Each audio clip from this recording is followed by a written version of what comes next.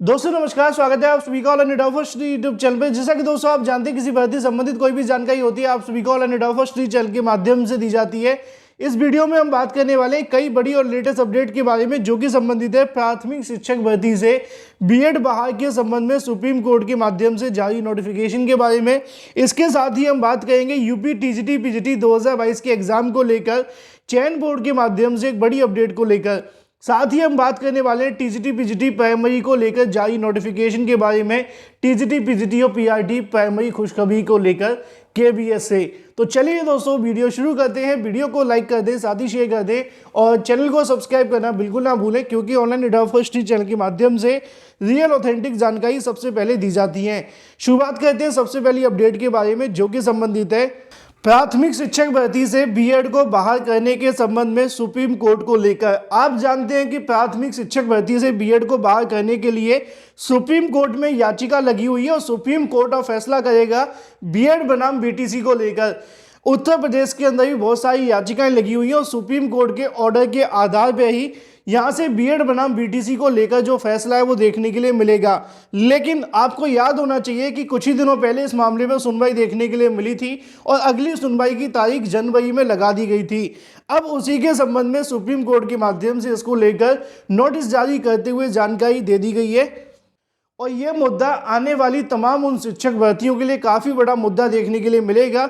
सिर्फ बीएड वाले अभ्यर्थियों के लिए नहीं है, यहाँ पे कहने की लाखों अभ्यर्थियों का भविष्य इस मामले पर ही टिका हुआ है कि प्राथमिक शिक्षक भर्ती के अंदर सुप्रीम कोर्ट के माध्यम से क्या फैसला दिया जाने वाला है। राजस्थान हाईकोर्ट ने बीएड को बाहर कर दिया है। उत्तर प्रदेश के अंदर बीएड बाहर और अंदर होने वाला मामला नहीं है, लेकिन अभी यहाँ पे हाईकोर्ट के अंदर स्टे लगा हुआ है इलाहाबाद हाईकोर्ट के माध्यम से। अब सुप्रीम कोर्ट जो भी फैसला करेगी उसी के आधार पर सभी राज्यों के अंदर नया फैसला देखने के लिए मिलेगा बीएड को लेकर। उसी के संबंध में आप सभी को याद होना चाहिए सुप्रीम कोर्ट में जब पिछली सुनवाई देखने के लिए मिली थी तो वहां पे आप सभी को बताया गया था कि सुप्रीम कोर्ट के जजेस के माध्यम से कहा गया था बीएड को लेकर बेस कोर्स पर सवाल खड़े किए गए थे, इसके अलावा और भी बहुत सारे सवाल जवाब। लेकिन अब इस मामले को लेकर कोर्ट ने कहा था कि अगली जो सुनवाई देखने के लिए मिलेगी टॉप 5 केसेस के अंदर देखने के लिए मिलेगी और उसी के संबंध में यहाँ पे इसको लेकर जो कॉज लिस्ट है वो जारी कर दी गई है। इस मामले की सुनवाई तय हो चुकी है कि 10 तारीख को अब सुनवाई होगी और 100% ये मामला सुना जाएगा प्राथमिक शिक्षक भर्ती से बीएड बनाम बीटीसी के मामले को लेकर। यहाँ पे आप सभी को देवेश शर्मा देखने के लिए मिल जाएंगे जो कि बीएड के अभ्यर्थी हैं और बनाम union of India and others आप सभी को देखने के लिए मिलता है। अब इसी मामले के आधार पर नई प्राइमरी शिक्षक भर्ती का जो विज्ञापन है वो डिपेंड करेगा। सुप्रीम कोर्ट के माध्यम से नोटिस जारी करते हुए पूरी जानकारी दे दी गई है। अब देखना ये होगा कि सुप्रीम कोर्ट बीएड बनाम बीटीसी को लेकर क्या दलीलें सुनता है और उसके माध्यम से किस प्रकार इस फैसले को दिया जाता है।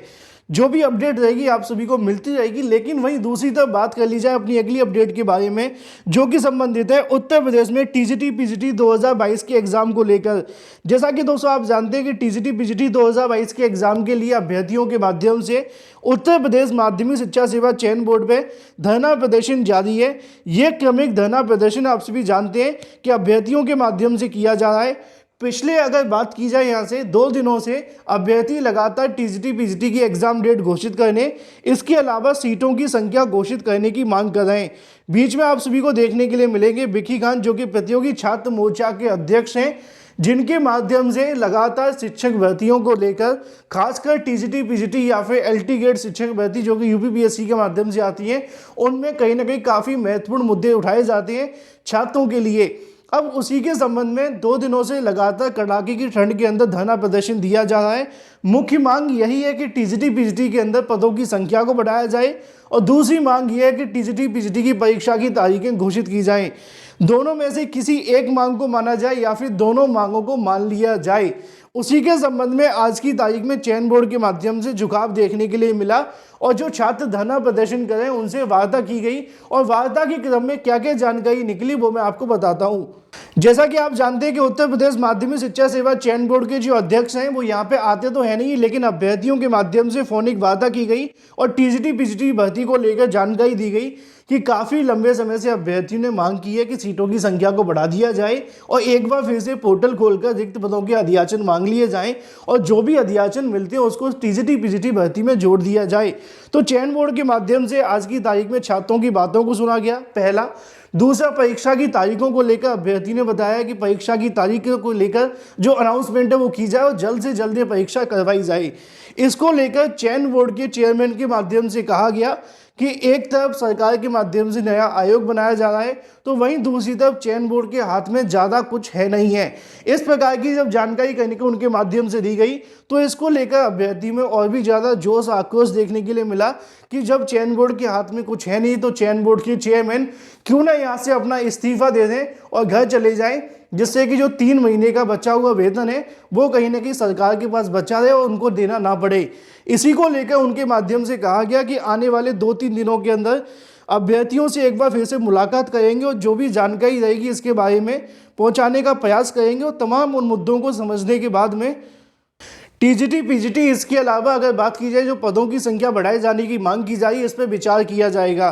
तो आज की तारीख में अभ्यर्थियों को आश्वासन दिया गया है, चयन बोर्ड के माध्यम से फोनिक वार्ता की गई जिसके अंदर उन्होंने इस बात को स्वीकार किया है कि टीजीटी पीजीटी एग्जाम डेट करा पाना अभी फिलहाल पूरे तरीके से पॉसिबल नहीं है क्योंकि नया आयोग बन रहा है। लेकिन अभ्यर्थी ने कहा कि जब तक नया आयोग बन नहीं जाता तब तक आपके पास पूरा अधिकार है कि आप टीजीटी पीजीटी 2022 का एग्जाम कराएं और वहीं दूसरी तरफ जो रिक्त पदों की मांग की जा रही है उसके लिए भी आपके पास पूरा अधिकार है। अगर आप चाहें तो रिक्त पदों का पोर्टल खोलकर एक बार फिर से जो भी अध्याचन मिलते हैं उनको जोड़कर भर्ती में विज्ञापन जारी कर सकते हैं। फिलहाल चयन बोर्ड के माध्यम से आने वाले कुछ ही दिनों में छात्रों के माध्यम से एक बार फिर से बैठकर वार्ता की जाएगी और फिर उसके बाद देखते हैं कि अध्यक्ष इस मुद्दे को लेकर क्या फैसला लेते हैं।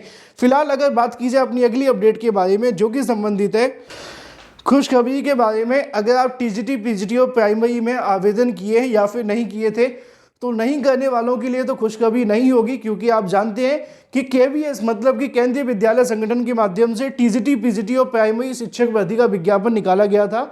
हाल ही में इसके आवेदन भी हुए थे और अभ्यर्थियों के माध्यम से बड़ी संख्या में इसके आवेदन भी किए गए थे। अब उसी के संबंध में एक नया नोटिफिकेशन यहाँ से जारी किया गया है जिसको आप सभी को यहाँ पे देखने के लिए मिल जाएगा। तो यहाँ पे आप सभी के सामने ऑफिशियल नोटिफिकेशन आ जाता है, केंद्रीय विद्यालय संगठन के माध्यम से जारी किया गया है। 5 जनवरी 2023 आज की तारीख पड़ी हुई है।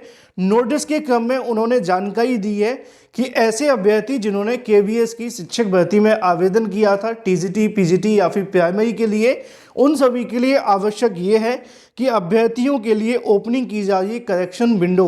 मतलब अगर आपने फॉर्म के अंदर कोई गलती कर दी थी जो कि आपको नहीं करनी चाहिए थी तो आपके पास में एक और नया मौका मिल चुका है इसमें संशोधन करने के लिए, जिसको लेकर जानकारी दी गई है कि अगर आप चाहते हैं कि इसके अंदर संशोधन किया जाए तो यहाँ पे 6/1/2023 2 बजे से लेकर 8/1/2023 रात्रि 12 बजे तक आप सभी इसके लिए यहाँ से अपना संशोधन कर सकते हैं।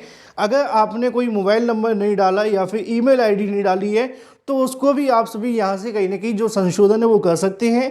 तो अच्छी बात यह है कि केवीएस के माध्यम से 3 दिनों का समय दिया गया है, 6, 7 और 8। इन 3 दिनों के अंदर अगर आपसे कोई गलती हुई तो उसका सुधार करिए। ज़िंदगी में बहुत कम ऐसे मौके आते हैं जब आप कोई गलती कर देते हैं, आपको सुधारने का मौका मिलता है। फिलहाल इस वीडियो के माध्यम से इतना ही। Thank you for watching this video.